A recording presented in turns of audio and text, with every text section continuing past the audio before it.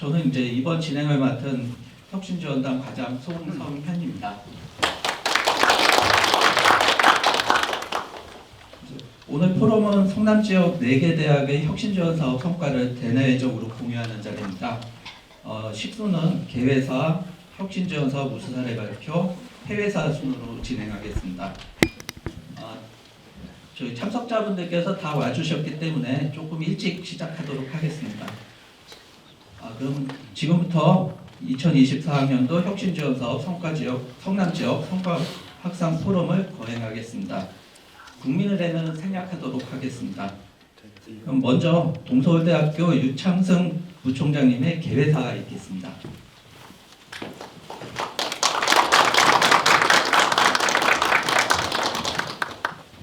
예, 안녕하십니까. 오늘 올해 들어서도 제일 추운 그런 날씨인 것 같은데요. 이렇게 추운 날씨에 또 방학 중에 바쁘실 텐데 귀한 시간 내주셔가지고 저희 대학 방문해 주시고 포럼에 참석해 주신 모든 분들을 환영하고요. 그리고 감사드립니다. 특히나 이제 오늘 주제 발표 혁신지원사 우수 사례 각 대학에서 발표를 해주실 텐데 그 발표를 맡아주시는 우리 제가 정확하게 뭔지는 모르겠습니다만 가천대학교의 우리 기획처장님 그리고 신고대학교의 창업센터장님이시죠. 네. 창업 우수 사례 발표해 주시고요. 을지대학교의 학생처장님 그리고 저희 동서울대학교의 교수학습지원 센터장님 주제 발표 준비해 주셔서 대단히 감사드립니다. 저희 4개 대학 성남 지역에 위치한 4개 대학의 아마 산학처장님들께서 주도하셔서 교육부에서 새롭게 이제 지자체 중심의 대학 지원 체계로 추진되고 있는 라이즈에 공동으로 아마 4개 대학이 이제 지원 서류를 제출하게 되는 것으로 말씀을 듣고 있습니다. 그래서 같은 지역에 이렇게 같은 인력 양성이라는 인재 양성이라는 목적을 가지고 운영이 되고 있는 4개 대학인데 사실 이렇게 교육부에서 혁신지원 사업을 통해서 강조했던 공유여법 저희도 이제 타 지역의 대학들 특히 이제 전문대학들하고 교류가 좀 많은 편이었고요.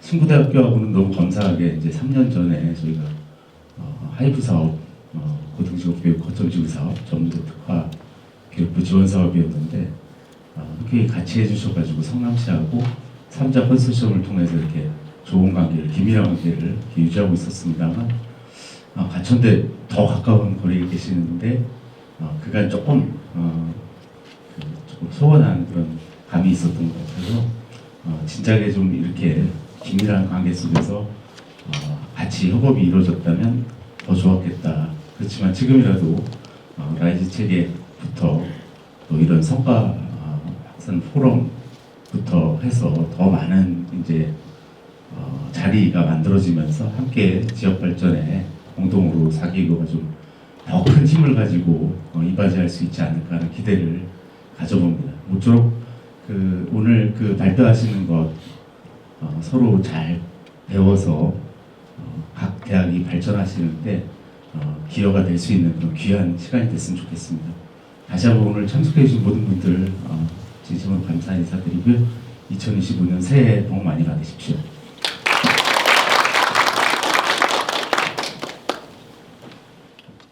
첫 번째 발표를 맡은 가천대 기획처장 박병수입니다. 아까 부총장님도 말씀을 해주셨는데요. 어느덧 4개 성남지역 대학이 굉장히 가까워지는 계기가 된 것 같고요. 왜 이렇게 일찍 못했냐 이런 말씀을 하셔서 지금이라도 늦지 않는 것 같고 저희가 이제 새로운 어떤 패러다임에 4개 대학이 똘똘 뭉쳐서 한 몸으로 좀 움직이는 것을 보여줬을 때 좀 더 시너지가 나고 이렇게 되지 않을까라고 좀 생각을 합니다. 근데 이게 발표에 앞서서 제가 약간 요즘에 고민이 되게 많은 건데요.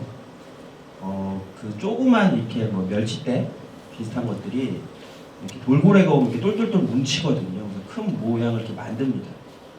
그래서 저희가 그렇게 많이 배웠잖아요. 그래야 이제 좀 경쟁력이 있다라고. 근데 제가 봤더니 돌고래까지는 경쟁력이 있는데 대왕고래가 오니까 한 번에 그냥 심플하게 잡혀먹는 그러한 모델이 있더라고요. 그런 그 현상들이. 그래서 이걸로는 또 안 될 수도 있겠다. 그래서 저희가 4개 대학이 똘똘 뭉치는 거 플러스 알파가 뭔가를 만들어서 대왕고래 정도는 이겨야 이제 성남 지역이 핫한 어떤 인재 양성의 그런 플레이스가 되지 않을까라는 생각을 해서 그런 부분들을 많이 좀 고민하고 이 4개 대학 담당자분들하고 협력을 많이 해서 이번에 라이즈에서도 좋은 성과를 얻도록 하겠습니다. 저희가 이제 발표를 할 거는요. 뭐 여러 가지 주제가 있었는데요. 저희가 이 주제를 선택한 이유는 올해 혁신 사업의 키포인트가 이거라고 저희가 판단을 했고, 아마 4월 달 정도에 제안서를 쓰는 그 결과 보고서를 쓰는 걸로 알고 있어서 저희가 이제 공유하는 자리니까 저희는 굉장히 3월 전에 다 모든 액션을 다 취하는 전략을 쓰고 있습니다. 그래서 그런 부분에 대해서 좀 말씀을 드리고, 작년엔가 요거의 이제 약간 전 버전이 교육부가 이제 혁신 그런 걸로 뽑혀가지고 제가 한번 발표를 했고요. 기획처장에게 발표가 이렇게 나와서 조금 놀라셨을 수 있는데 제가 교육혁신원 부원장이어서 오늘은 교육혁신원 부원장으로 좀 발표를 드리도록 하겠습니다. 요렇게 되어 있고요. 다들 아시겠지만 저희 대학이 작년에 이제 재작년에 자유전공이라고 하는 그런 부분으로 학생들을 이제 모집하라고 이제 교육부가 권고 아닌 권고를 했고, 저희 대학은 지금 보시는 것처럼 첫 번째로는 단과대학 유형2라고 하는 건 한 560명, 그 다음에 자유전공을 한 321명으로 해가지고 한 11점 몇 프로죠. 저희가 그렇게 좀 세팅을 좀 해놨습니다. 이렇게 좀 선택한 이유가 좀 보셔야 되는데, 저희가 굉장히 많은 이 혁신을 하면서 저희는 55개 학과를 다 건드렸거든요. 그래가지고 저희가 되게 유명한 건데요.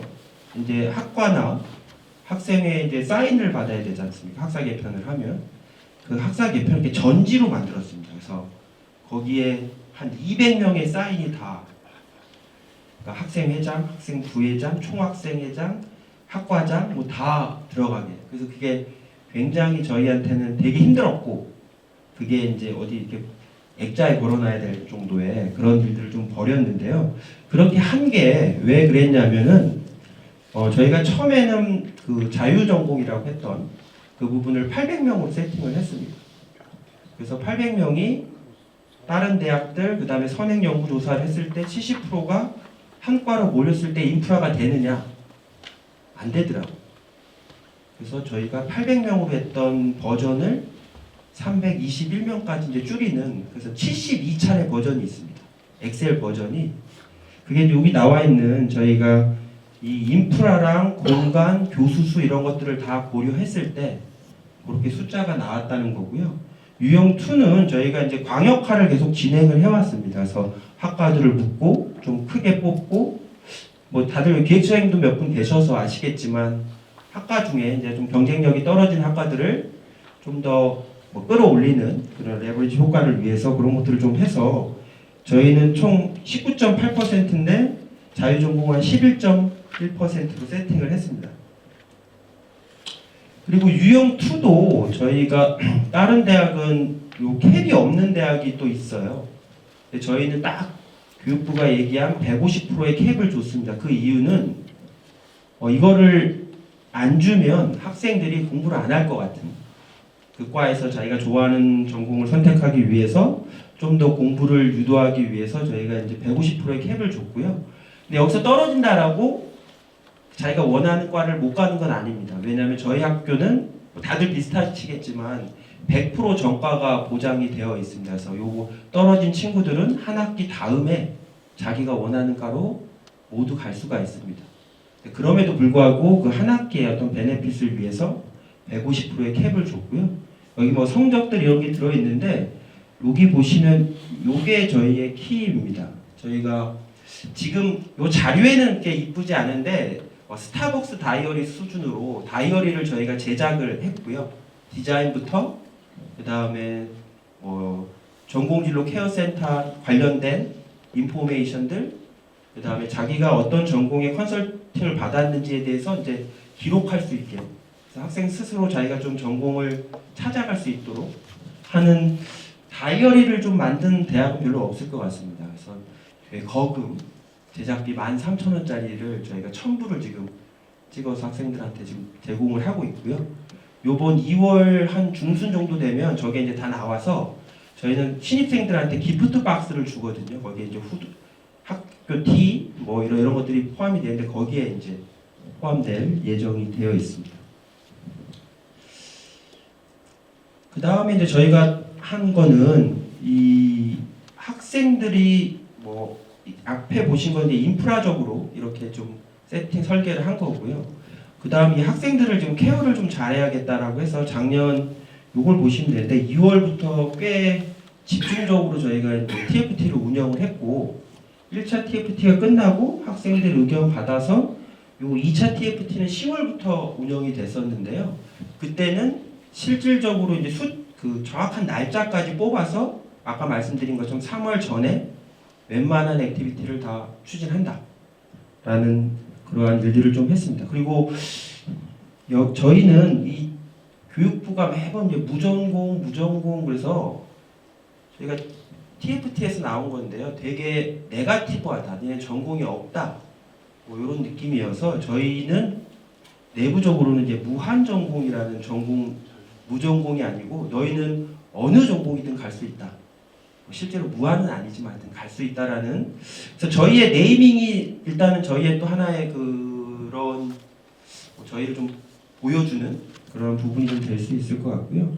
그래서 굉장히 많은 의견을 했고 많은 데이터들을 좀 뽑았습니다. 그래서 상담센터에서 가장 뭐 힘든 부분에 대한 상담 내용들을 좀 뽑아봤고요. 그다음 또 학생들 지금 이제 저희는 계속 2007년부터 자유전공이 한 50명 정도 수준으로 있었습니다.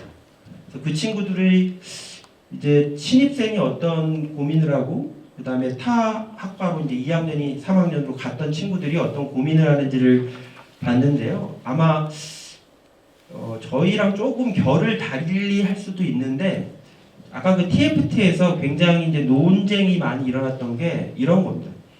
그 자유전공을 하고 예를 들면 저는 이제 기계공학과 교수인데요. 기계공학과 안에 자유전공 학생들이 갔을 때 얘네들을 기계공학과에 흡수시켜서 잘 묻어서 졸업시키는 게 답이냐, 아니면 얘네는 굉장한 프라이드를 갖고 있는 자유전공이니 합치더라도 그 안에서 자유전공끼리의 커뮤니티를 만들어줘서 그 프라이드를 갖게 만들어요. 저희는 후자입니다. 그 서울대학교 출신의 어떤 교수님이 이런 것들을 경험을 하셔서 자유전공은 서울대학교는 문과에서 탑이거든요. 성적이. 그래서 그 프라이드를 줘야 된다. 기존에 이런 것들로 이렇게 합쳐졌을 때 자기들 프라이드를 잃고 이렇게 가는 철학이 아니고 저희는 얘네들은 얘네 스스로의 어떤 모습으로 살려주는 그러한 것들을 조금 포함이 되어 있습니다. 그래서 그런 철학이 있고요. 보니까 다 비슷하게 그 한 50% 정도는 전공을 이제 선택하고 왔고요. 한 50%는 없는데 저희가 요거 말고 최근에 조사를 해보니까 한 30%는 이제 둘 중에 하나 정도를 갖고 있습니다. 두세 개 중에. 그다음 20%는 아무 생각 없이 들어온 친구가 있고요. 저희는 20%를 조금 공략을 잘 해서, 왜냐면 그 20%가 중도 탈락률하고 아주 코릴레이션이 아주 잘 서 있습니다. 그래서 그 부분을 조금 더 하려고 했고요. 그래서 보면 이제 대인관계라는 쪽에 좀 고민을 많이 하는 친구들 다 똑같습니다. 그 다음에 전공 지식이나 어떤 지식이 부족한 부분. 그래서 저희는 그 대인관계 형성하는 프로그램, 그 다음에 저러한 전공이나 인포메이션을 좀 주는 두 가지 프로그램을 조금 했고요. 그래서 이제 첫 번째 이제 아까 말씀드린 것처럼 자유전공이 무한전공의 어떤 그 히스토리를 갖고 끌고 갈 수 있게 2학년, 3학년들부터도 밑에 있는 애들을 케어하게끔 하면서 이제 좀 저희가 한번 작년에 한번 운영을 해봤습니다. 그랬더니 여기 보시는 것은 뭐 이게 다 좋게 나오잖아요. 이런 거를 하면. 근데 그래도 꽤 도움을 많이 받았다라는 거를 저희가 이제 봤습니다. 그리고 다들 그렇게 하시겠지만 저희 대학은 한 3년, 4, 5년? 4년 전인가 그런 것 같은데요. 요 점수를 보통 보고 판단을 안 하고요. 이 점수는 그냥 저희가 보여주기 식인 거고 주관식을 좀 많이 보기 시작을 했습니다. 그래서 그 어떤 교수의 그 과목을 평가하는데 저희 예를 들면 이런 게 있었거든요. 저희 과 교수님이신데 5.0 만점이에요. 그래서 이분이 막 우수 강의상을 드렸어요. 근데 제가 이렇게 옆에서 들어보니까 별로 강의를 잘 안 하시는데 5.0인 거예요. 그래서 그 주관식을 제가 뽑아가지고 봤더니 시험 문제가 작년하고 똑같아요. 매번 똑같아요. 4학년 과목이라 절대평가예요.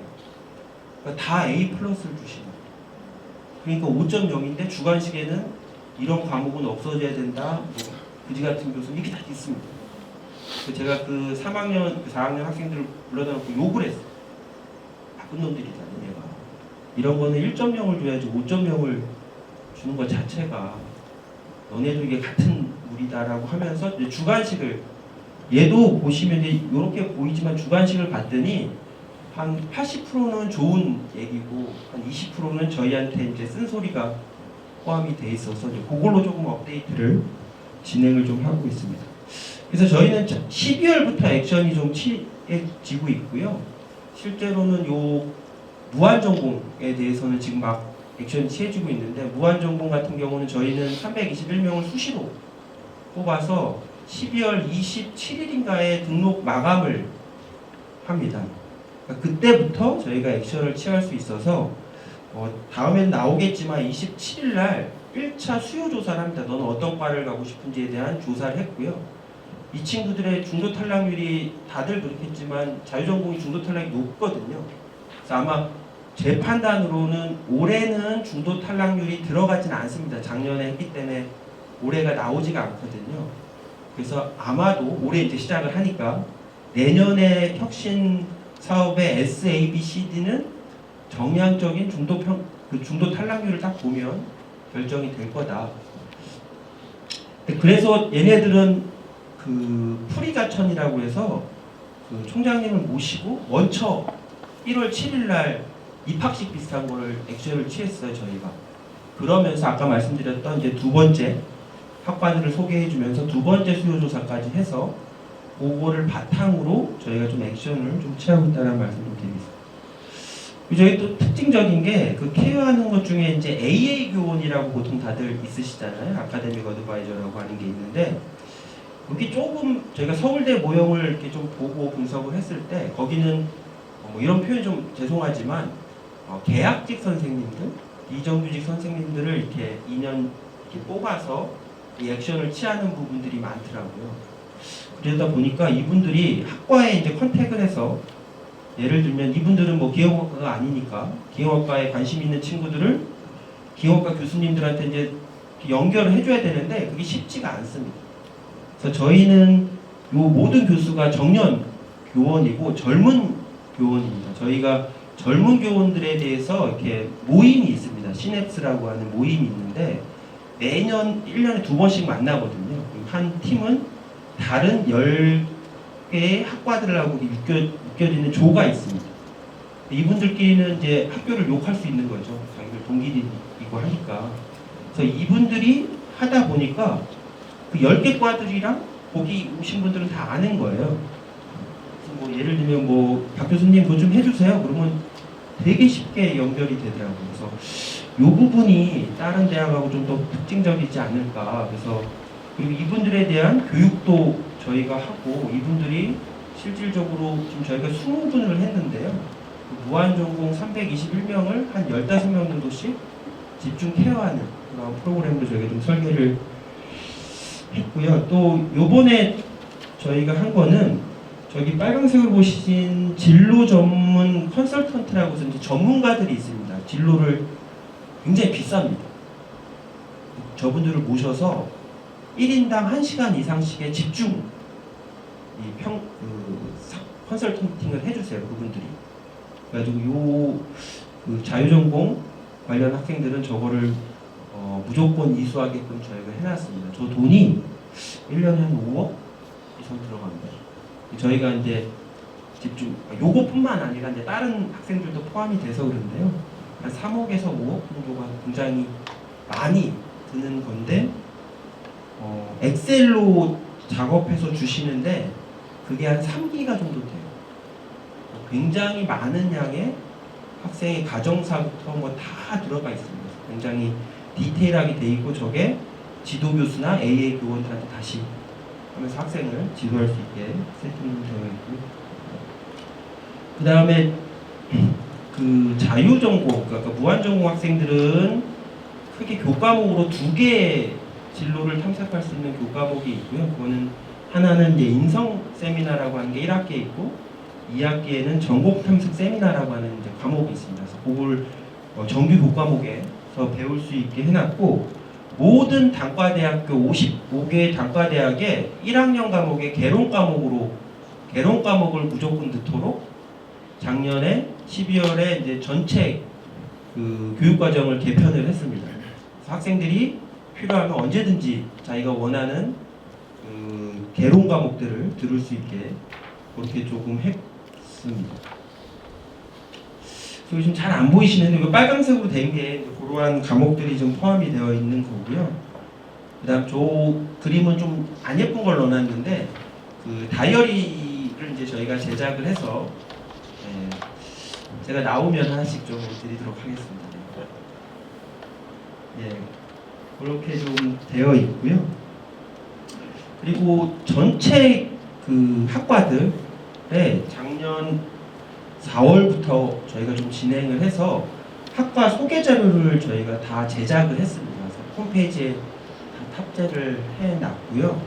그 다음에 저 오른쪽에 보시는 것처럼 전공 기반 학과 경력 로드맵이라는 거를 만들어서 어떤 과목을 듣고 이과는 어느 기업에 취업할 수 있고 뭐 이런 것들에 대해서 저런 것을 55개 학과를 다 만들어 놨습니다. 저 오른쪽에 보이시는 것처럼. 그래서 학생들이 홈페이지만 들어가도 이과가 뭐를 하고 어느 기업을 갈 수 있고 뭐를 공부하고 어떤 자격증이 필요하고 이런 것들을 한 번에 볼 수 있게 꽤 오랜 작업을 해서 저희가 좀 해놨고요.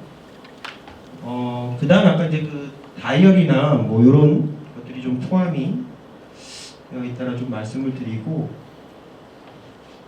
그 1월 7일 날 저희가 프리가천이라고 해서 학생들이 모아서 입학식 비슷하게 저희가 했고, 저희 1학년 수업 중에 문제 해결식 수업이 있습니다. 약간 그 레지던스 컬리지처럼 강화에 저희가 캠퍼스가 하나 더 있는데요. 거기에 이제 그 가둬놓고 이제 뭐 문제만 주고 자기들이 이제 풀게끔 되어 있어요. 그래서 지금 2박 3일로 운영이 되고 있는데요. 얘네들은 이제 2월 달에 저희가 조금 진행을 하는 걸로 해서 갔다 오면 굉장히 이렇게 친해집니다. 그래서 저희가 이제 그러니까 분석을 해보니까 그 중도 탈락률이 한 2% 정도는 초반에 학생들한테 술을 많이 먹이면 2%는 올라간다. 그러니까 친구를 많이 만들어주면 쉽게 못 나간다라는 게 있더라고요. 그래서 저희가 조금 서둘러서 학생들을, 그래서 2월 25일인가요? 그 마지막 주 그때 월화수 그 다음에 목금토로 이렇게 두 팀으로 나눠서 저희가 보내는 걸로 좀 되어 있습니다. 그리고 저희가 이러한 이제 아르테크네 스페이스라고 하는 게 전체 복도 같은 데 있지 않습니까? 저희가 이제 유휴 공간 그거를 약간 그 카페처럼 이렇게 좀 운영을 시작을 했고, 한 꽤 많은 곳이 있는데 그 중에서 여기 밑에 보시는 것처럼 7개 한 300석 정도를 이렇게 이제 무한 전공 학생들이 어떤 약간 그 주도적으로 사용할 수 있도록 그런 공간들을 조금 만들어놔서 학생들이 실제 뭐 여기서 공부를 한다든가 아니면 뭐 선배를 만나서 이야기를 한다든가 뭐 그런 것들을 조금 진행을 하고 있습니다. 그리고 여기 전체적인 케어 프로그램은 저렇게 좀 되어 있고요. 예. 제가 이렇게 하다 보니까 끝났는데 혹시 질문이나 코멘트 있으시면 해주시면 제가 답변을 드리도록 하겠습니다.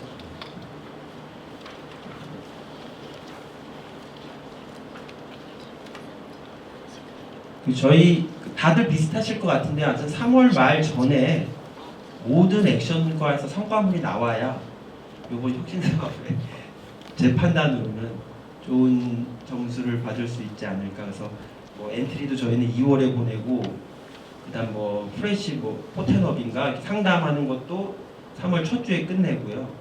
뭐 하여튼 다 3월 말에 끝나고 그 뒤로는 이제 놀기로 저희가 계획을 해서 좀 많이 액션을 좀 취하고 있습니다. 질문이 없으시면 그것으로 마치도록 하겠습니다.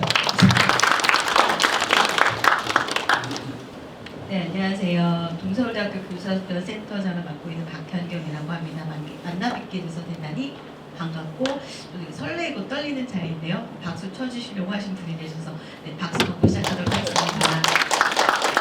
네, 학교마다 아마 혁신이라는 과제 앞에서 여러 가지 고민을 하고 이끌고 나가고 계실 텐데요. 저희 동서울대학에서는 교사옵션센터가 아마 모두 다 CTL 운영하고 계시고 다 대학의 색깔에 맞추어서 아마 운영을 하고 계실 겁니다. 근데 저희는 동서울대학의 어떤 학생과 구성원들, 교수님들이 좀 더 혁신적으로 어떻게 교육을 이끌어 나갈까, 그리고 대학의 기본 가장 중요한 가치는 교육을 잘 해서 미래가 요구하는, 사회가 요구하는 인재를 양성하는 것이기 때문에 그런 측면에서 저희는 교육혁신의 목표가 미래인재 양성을 위한 창의과 교육의 혁신이다라는 측면 아래 이러한 혁신 목표를 기반으로 해서 저희 교사지원센터에서는 에듀테크를 활용한 교육에 있어서의 혁신을 조금 더 중점을 두고 지원하면서 노력을 하고 운영하고 있고 운영을 해 나갈 것입니다. 그래서 그런 측면에서 저희 동서울대학교 교사지원센터에서는 어떻게 체계를 혁신하고 있고,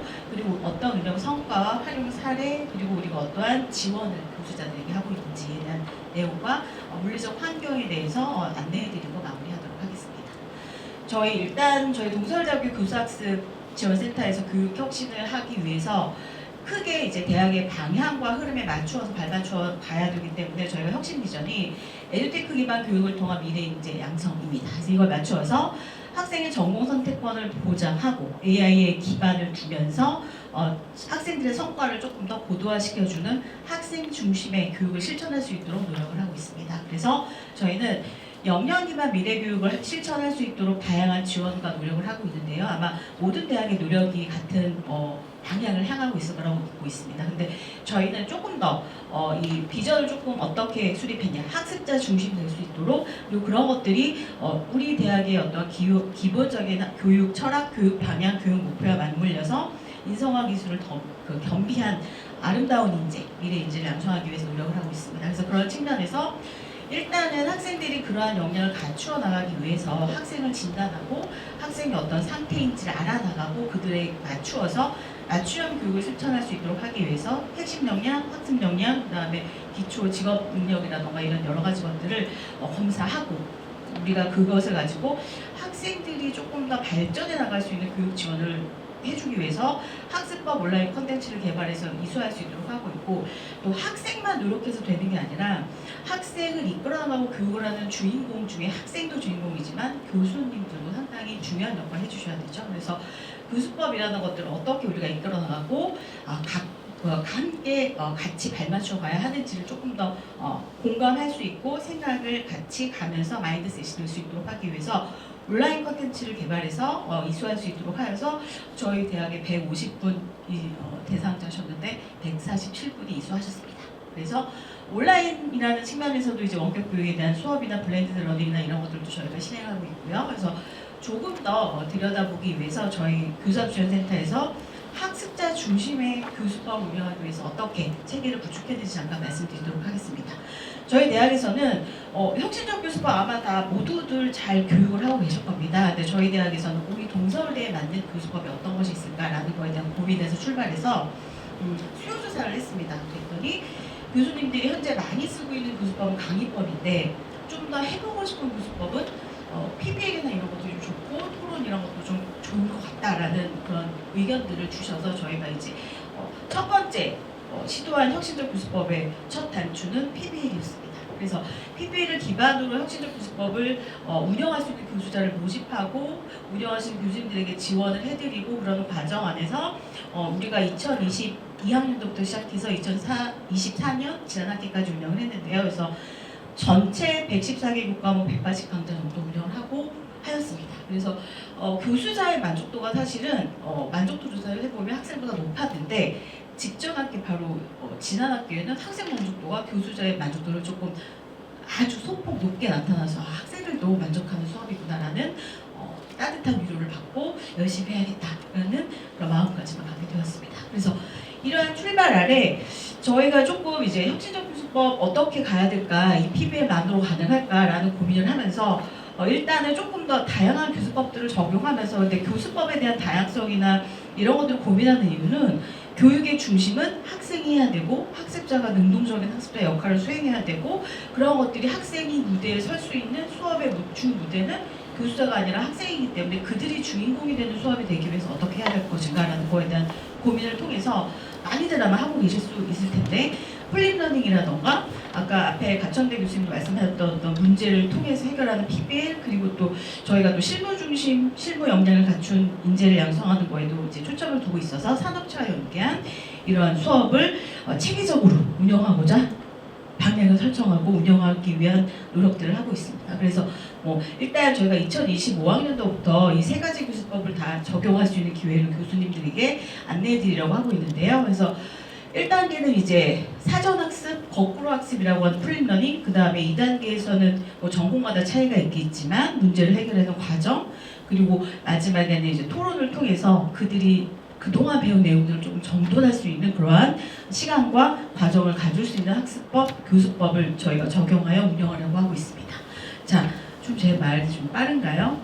괜찮죠? 그래서 빨리 끝내는 게 좋을 것 같아서. 그래서 세 번째는 이제 이러한 혁신적 교수법을 활용하기 위해서, 운영하기 위해서 기본적으로 돼야 되는 것들 중에 하나가 바로 에듀테크 기반의 상호 매체 활용이 아닐까 싶습니다. 아마 많이 사용하고 계실 텐데요. 저희는 이 미래 교육을 위한 어떤 에듀테크를 활용한 교육을 하기 위해서, 에듀테크는 에듀케이션 플러스 테크놀로지잖아요. 그래서 테크놀로지를 알아야지 할 수 있는, 실천할 수 있는 부분이라서 교원의 역량 강화가 상당히 같이 맞물려서 가야 되는 부분이기도 합니다. 그래서 저희가 이제 메타버스나 VR 이런 건 물론이고 패들렛이나 퀴즈나 이런 것들을 활용한 여러 가지 상호 매체를 활용하기 위해서 교수자가 움직여주시고 교수자가 알아야지 활용하실 수 있잖아요. 그래서 그런 것들에 대한 지원과 워크숍을 많이 하고 있고, 또 저희가 또 AI 튜터에 대한 교과목 개발을 또 하고자 노력하고 있고 25년 1학기부터 운영할 예정입니다. 그래서 이런 AI와 생성형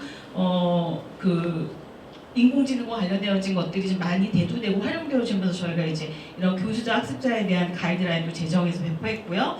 그런 측면에서 이제 AI 관련해서 이렇게 디지털 방송 콘텐츠과에서 이제 무비를 이렇게 AI 관련해서 생성형 AI를 활용한 이런 것들도 있습니다. 그리고 잠깐 보시면 메타버스, VR 콘텐츠 많이들 사용하고 계시는 패들렛, 퀴즈앤 슬라이도 이런 것들이 있습니다. 자, 이런 것들 다 하고 있는데 뭐라고 생각하실 수도 있는데, 이런 것들을 하기 위해서는 뭐가 필요할까요? 교수법을 지원하기 위한 프로그램이 필요합니다. 왜냐하면 아무리 좋은 프로그램과 아무리 좋은 시스템이 있어도 활용하지 않으면 가치가 없기 때문에 그런 것들을 활용할 수 있도록 저희 교사수요센터에서는 교수님들께 다가가서 참여하실 수 있고 편리하게 이용하실 수 있도록 하는 워크숍이나 특강이라던가 이런 여러 가지 코칭에 대한 여러 가지 프로그램들을 운영하고 있습니다. 다양한 것들이 있는데 이 중에서 하나만 제가 말씀드릴게요. 저희가 지금 하고 있는 것 중에 DOAC 혁신적 교수법 콜로키움이라고 되어 있습니다. 이게 뭘까요? 동아리 형식 교수법 연구활동이라고 되어 있습니다. 여러분 학습자들에게, 학생들한테 스터디 그룹 해, 동아리 해라고 하는데 교수님들 동아리는 그렇게 쉽지 않습니다. 왜냐하면 되게 다양한 업무를 수행하셔야 되고 바쁘시고 하셔서 되게 힘드신데, 저희가 이거를 사실 교수 연구 동아리를 좀 운영을 안 하다가 처음으로 24년에 운영해봤습니다. 어땠을까요? 시작할 때 너무 안 하시면 어떡하지? 그런데 사실 여러분 모두가 다 공감하시겠지만 교사수련센터에서 여러 가지 워크숍과 특강을 할 때 VIP 고객님들이 계십니다. 그렇죠? 그래서 VIP 고객님들을 대상으로 이런 거 하려고 하는데 조금 함께 해달라 요청도 했고 전체 공문을 통해서 저희가 처음 교수법 연구 동아리였기 때문에 분야를 조금 저희가 센터에서 고민해서 정했습니다. 그래서 저희 교무처 밑에 저희 센터이기 때문에 처장님하고도 논의하고 해서 방향을 조금 우리 혁신 사업과 맞물려서 갈 수 있는 방향과 맞물려서 저희가 아까 말씀드렸던 교수법 체계 수립을 위한 어떤 교수법의 기본 1분야에 대한 PBL, 프리미엄, ICTB에 대한 연구하는 동아리, 그다음에 AI 튜터, 그다음에 에듀테크 상호 매체 이렇게 세 가지 분야로 해서 지원을 받았더니 세 개 분야의 지원자 교수님들이 생겨서 3분야는 저희가 예상치 않게 2개의 동아리도 운영되어졌었습니다. 그래서 이렇게 해서 이러한 연구 동아리를 활성화시키면서 저희가 아까 말씀드렸던 AI 튜터에 대한 것들도 조금 더 가능하게 되었는데요. 그래서 AI 튜터는 저희가 이번 25학년도에 적용하고 운영하기 위해서 모집을 해서 작은 소규모로 워크숍을 하고 개별 코칭의 과정을 거쳐서 이건 이제 하나의 예인데 이렇게 챗봇 운영할 수 있도록 교과목 안에서 이건 놀이와 발달하는 교과목 안에서 이렇게 챗봇을 운영할 수 있도록 했고 학생 입장에서 한번 사용해 보았습니다. 그래서 1주차 강의 요약해주면 쭉 해주고 이렇게 할 수 있도록 해서 조금 더 학생들과 다가가는 그런 수업이 될 수 있도록 노력하기 위해서 애쓰고 있고 앞으로도 애쓸 예정입니다. 그래서 이러한 것들이 같이 가기 위해서는 교수님들 노력하셔야 되고 학생들이 주도할 수 있도록 다양한 소통의 창구를 열어주는 것도 필요한데 물리적인 환경도 중요하겠죠. 그래서 저희가 혁신적 교수법을 활용하는 수업에 한해서 이제 활용할 수 있는 이런 강의실, 그래서 이렇게 소그룹에 앉아서 모니터를 보면서 이제 교수자가 제시하는 모니터를 함께 보면서 할 수 있도록 이렇게 공간을 활용해서 하고 있습니다. 네, 너무 빠르게 진행한 것 같은데 좋은 시스템과 좋은 환경 속에서 함께 하는 게 상당히 중요하지만 그렇게 함께 할 수 있는 마음가짐을 함께 구성원들이 갈 수 있도록 하는 게 되게 중요한 것 같습니다. 그래서 그 마음가짐 갖는 게 상당히 쉽지 않은 것 같은데요. 여러분들도 함께 좋은 마음가짐 가지셔서 성장하는 대학이 되시길 응원하겠습니다. 감사합니다. 친구대학교 창업보육센터 창업교육센터장 이재근입니다.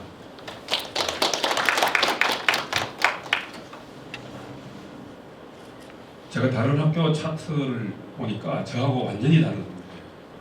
저는 제 나름대로 또 스타일을 가지고 있기 때문에 제 나름대로 만들었습니다. 네, 창업 교육에 대해서 오늘 설명을 드릴 건데 저희 창업교육센터도 잠깐 좀 현황에 대해서 좀 이야기를 드리겠습니다. 그리고 저희 창업 교육 프로그램은 각 학교마다 비슷할 겁니다. 저는 다 소개하는 게 아니고 각 프로그램의 특징적인 것만 좀 이야기를 드리려고 합니다. 창업보육센터는 나름대로 꽤 큽니다. 지하 1층에 지상 9층. 그리고 지금 총 보육 실수가 59개인데 지금 현재 53개가 입주해 있습니다. 그래서 약 90%의 입주율입니다. 그리고 입주 기업은 36개인데 매출액은 아직 완전히 계산이 되지는 않았습니다. 150억이고 200명 정도로 예상을 합니다. 창업보육센터를 잠깐 설명드린 것은 창업보육센터에서 하는 여러 가지 프로그램 중에 두 가지를 오늘 소개하려고 제가 창업보육센터를 가져왔습니다. 첫 번째는 책임 교수제입니다. 책임 교수제는 입주 기업들이 애로사항이 있을 때 이 교수님들이 자문을 해주고 또는 이제 산학협력의 어떤 계기를 마련해주는 그런 프로그램입니다.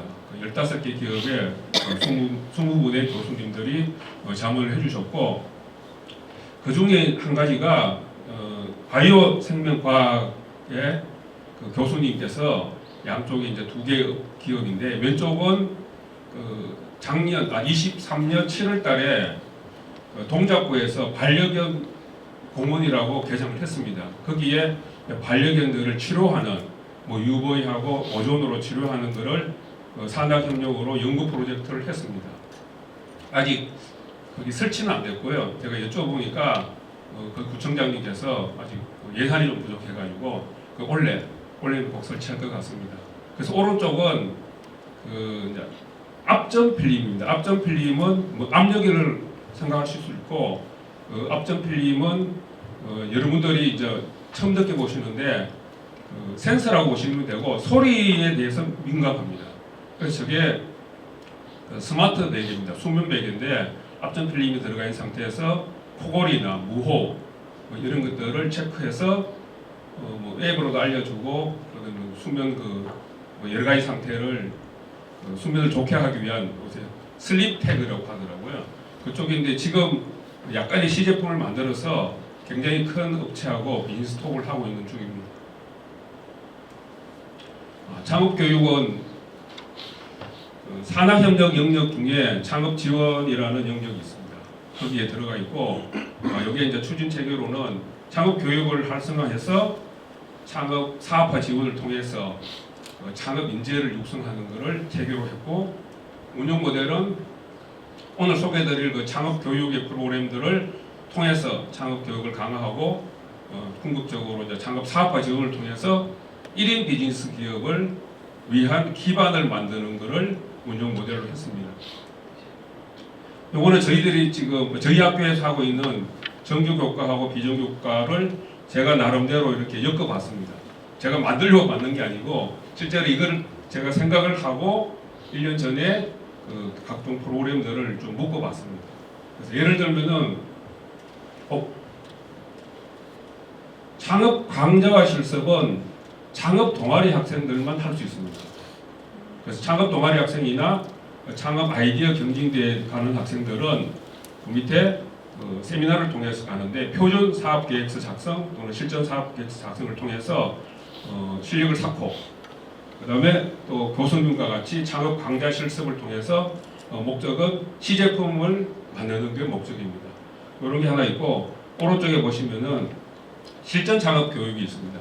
실전 창업 교육은 뒤에 설명드릴 거고요. 실전 창업 교육을 통해서 창업 사업화 지원을 통해서 창업 현장 실습, 창업 휴학. 그 창업 현장 실습이나 창업 휴학은 사업자 등록을 가진 팀만 수강할 수 있는 정규교과 과목입니다. 정규교과 과목 하나하나를 좀 특징적인 것만 설명드리면은 저희 학교에 하이파이브라는 게 있습니다. 이 하이파이브는 한마디로 딱 엮으려고 하니까 좀 고민스럽긴 한데 전체 재학생들이 6개 분야의 교양에 관련된 교양 과정 프로그램을 구성한 큰 프레임워크라고 보시면 됩니다. 그 중에 커리어 디자인은 졸업학년 학생들이 수강하는데 커리어 디자인은 취업과 창업의 전략을 배우기 위한 교과 과정입니다. 그 중에 창업은 창업 코칭 1, 2를 담당하고 있습니다. 창업 실무는 창업진흥원의 창업 에듀라는 프로그램이 있습니다. 거기에 30시간짜리 온라인 교육을 받고 그 다음에 비정규 과목이든 정규 과목이든 창업 교육 프로그램 하나를 수강 또는 뭐 참여하면은 창업 실무라는 2학점을 딸 수가 있고요. 창업 강좌의 실습은 잠깐 설명드렸고 창업 현장 실습은 뭐 현장 실습하고 똑같습니다. 창업 분야에 해야 되고 사업자 등록을 가진 사람이 할 수 있고 창업 휴학은 일반 휴학 외에 추가로 더 휴학을 할 수 있습니다. 최대 2년까지 할 수 있습니다. 학과에서 또 창업에 관한 교과목을 개설해서 학생들이 수강할 수 있습니다. 비정규 교과를 설명하기 전에 오른쪽에 저거를 제가 사실은 만들었습니다. 저 포스트를 제가 디자인을 했는데 저도 좀 빨리 뭔가를 하기 위해서 3월 달에 저 포스터를 붙이고 2회 정도를 전 학생을 대상으로 설명회를 가졌습니다. 저희 이제 6개의 창업 교육 프로그램을 특징적인 것만 설명을 해드리겠습니다. 소상공 창업 체험은 저희 신구대학은 10월 중순에 신구 엑스포라고 신구 전시회가 열립니다. 거기에 학생들이 만든 제품을 가서 홍보하고 판매하는 그런 프로그램입니다. 6월 달에 선정을 하고 돈을 미리 주고 학생들이 이제 제품을 만들 수 있는 부품을 사가지고 만들어서 오른쪽에 위에 거는 학생들이 만든 제품을 만드는 거고 판매하는 거고 아래는 와이에서 식품을 제조해서 판매하는 겁니다. 작년에 제가 학생 그 소작업 창업 체험을 하는 한 팀을 봤는데 모루라는 인형이 있습니다. 모루라는 인형을 실하고 뭐 눈알하고 가져와서 이렇게 만들어서 파는데 야, 너 이거 1,000원도 받겠냐 이랬는데 거기 사실 가보니까 3,000원, 4,000원에 팔더라고요. 그 다음에 그 모루라는 인형을 만드는 거를 학생들이 와서 좀 체험을 또 합니다. 그 체험비도 받고. 그런 식으로 학생들이 나름대로 이제 부품 가지고 아이디어를 내서 이제 판매를 하는 그런 프로그램입니다. 창업 세미나는 그냥 일반적인 특강을 막 하는 것보다도 창업 교육 프로그램하고 어느 정도는 매치시켜 가지고 좀 했으면 좋겠다 해가지고 세미나를 제가 주제를 또 이렇게 골랐습니다. 그래서 예를 들면은 요거 아까 설명 잠깐 드렸지만 동아리 학생이나 창업 경진대에 다는 학생들이 사업계획서 사실 만들기가 힘들고 교수님들이 많이 해주시잖아요. 그래서 이렇게 해서는 안 되겠다 해가지고 표준 사업계획서 작성 또는 실전 사업계획서 작성 해가지고 이 학생들이 사실은 제가 점수를 주기로 했어요.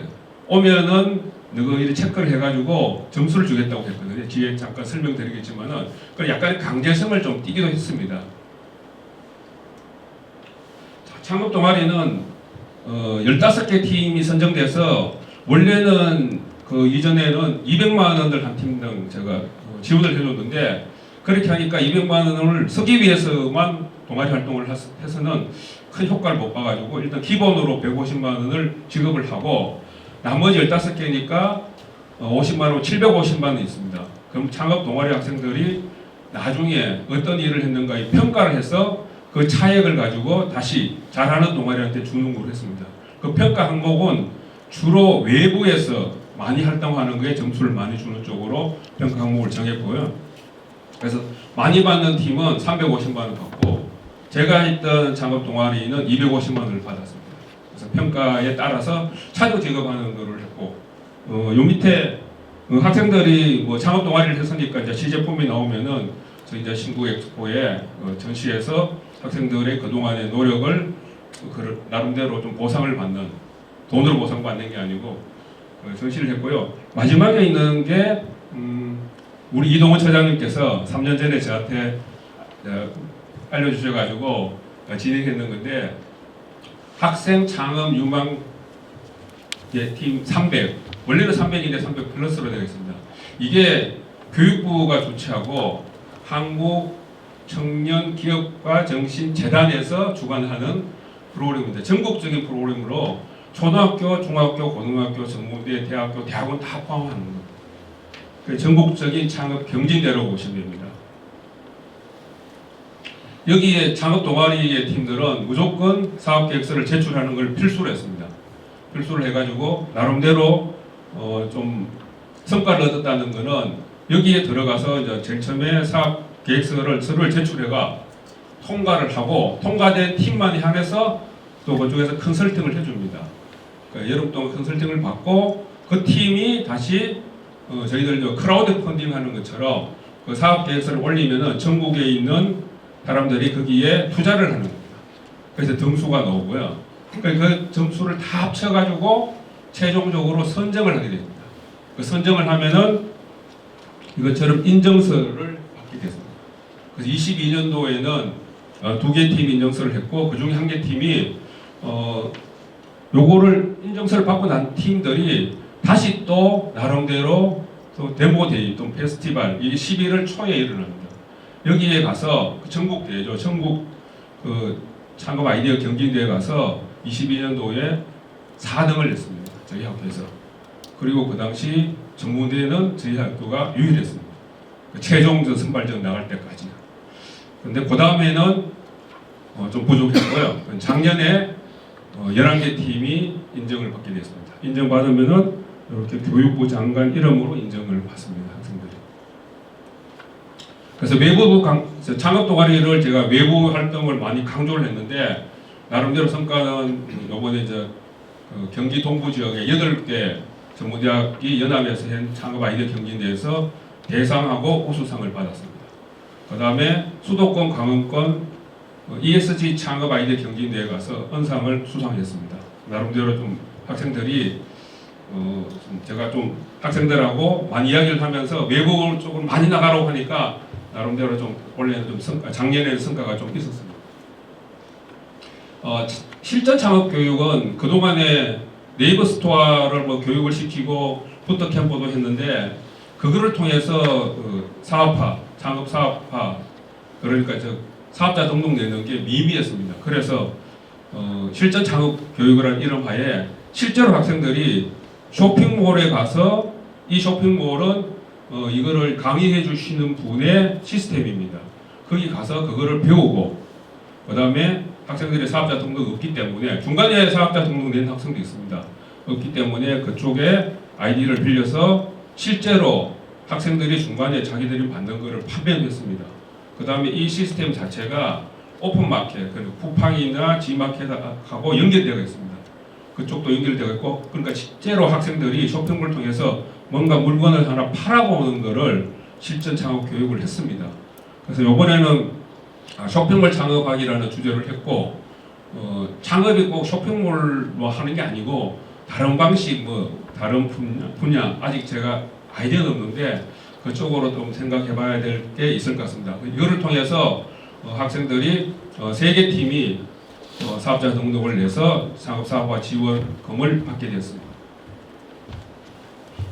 정리를 해드리면은 저희 학교 전체 재학생이 몇 명인지 모르겠지만은 전체 재학생 중에 60.3%가 창업 교육에 어떻게든 참여를 했습니다. 그래서 한 반 이상 60%는 꽤 많은 학생들이 그래도 나름대로 창업에 대해서 뭔가 듣고 또 실습을 했고 그다음 성과가 냈습니다. 그다음에 창업 외부 창업 아이디어 경진대회 가서 우수한 성적을 계속 냈고 실전 창업을 통해서 사업화 지원을 받게 됐습니다. 활용 사항으로는 제가 2가지를 뽑았는데 저희 학교에 이제 마일리지를 받아가지고 마일리지를 통해서 학생들이 나중에 이제 그 마일리지 상금을 받는 비교과 프로그램들이 꽤 많습니다. 그래서 거기서 창업도 있긴 한데 좀 기발한 아이디어를 가진 비교과 창업 프로그램을 통해서 학생들이 창업 교육에 더 많은 참여를 할 수 있는 그런 프로그램을 좀 개발해야 된다고 필요로 생각하고 있고 실전 창업 교육이 원래 제가 했던 거로는 가장 제가 사업화 등록, 사업화 지원에 효과를 많이 봤기 때문에 온라인 쇼핑몰 외에 다른 방식, 다른 분야 그거를 좀 생각해서 그런 프로그램을 좀 만들어 봐야지 좋지 않을까 이렇게 제가 나름대로 생각을 했습니다. 발표는 이것으로 마치겠습니다. 진짜 질문 있으시면 받겠습니다. 예. 2가지 질문. 예. 첫 번째는 그 창업교육센터 매출액이 150억. 예. 했는데 임대료 갖고는 안 될 것 같은데 혹시 추가적인 뭐? 저 매출액은 창업보육센터 매출액이 아니고 입주 기업들의 매출액입니다. 죄송합니다. 두 번째는 아까 그 학생 창업 300 플러스 있잖아요. 예, 예. 전에 11개를 보셨다고 하셨는데 예. 동아리가 15개는 예. 그 동아리 15개 중에 11개가 예. 동아리 15개 중에 그때 인증서를 11개 드리고 드렸습니다. 예, 그러면 마치겠습니다. 감사합니다. 예, 방금 소개받은 일주대학교 학생수장 한승진입니다. 인사드리겠습니다. 제가 외부에서도 발표를 많이 하는 편인데요. 대상별로 어려운 대상들이 있고, 그 다음에 시간이 가장 어려운 시간대가 있습니다. 대상은 사실 여기 4개 대학의 관계자분들 모셨으니까 가장 어려운 대상은 아니라고 생각이 되는데, 시간대가 지금 11시 한 45분 정도 되는 것 같은데 제가 마지막 발표입니다. 그리고 10분 내외를 해야 되기 때문에 상당히 시간적으로는 어려움이 있는데 사실은 저희가 이제 그 폭력 예방 교육이라는 거는 모든 대학이 다 하고 계신데 사실은 인권센터에서 주로 하는 프로그램입니다. 근데 오늘 제가 발표하는 이유는 인권센터에 있는 다양한 프로그램을 소개시켜 드린다는 의미보다는 저희가 이 폭력 예방 교육으로 해서 24년도 저희가 여성가족부 장관 표창을 받았습니다. 그래서 이제 그런 과정을 좀 위주로 제가 주도했기 때문에 그 내용을 좀 공유를 드리는 것이 좋을 것 같아서 제가 좀 발표를 하게 됐습니다.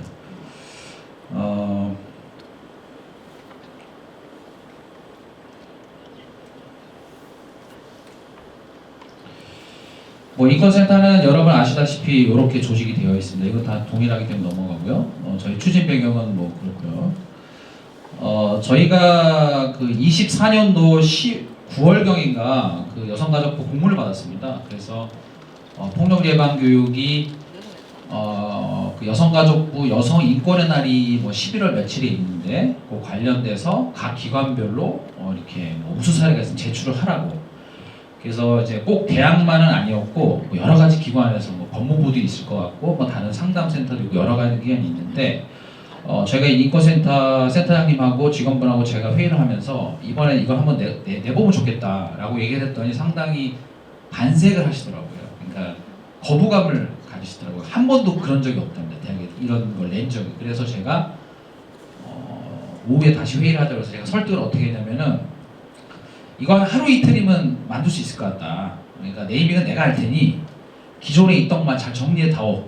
왜냐하면 그게 공문 마감 시간이 한 이틀밖에 안 남았었거든요. 그래서 그렇게 설득을 해가지고 이제 제가 이제 네이밍을 맡았습니다. 그래서 제가 이제 만든 게 유세이프인데 기존에 인권센터에 있는 프로그램이 모든 대학이 비슷합니다. 그리고 잘 돼 있습니다. 근데 그거를 우리가 뭔가를 우리 대학에 하는 것들을 외부 기관에서 소개하려고 그러면 다양한 이제 이름이 좀 필요한데 그럼 어떻게 할까 하다가 제가 유세이프라는 이름을 줬습니다. 그래서 이런 것들이 이제 되는 거고요.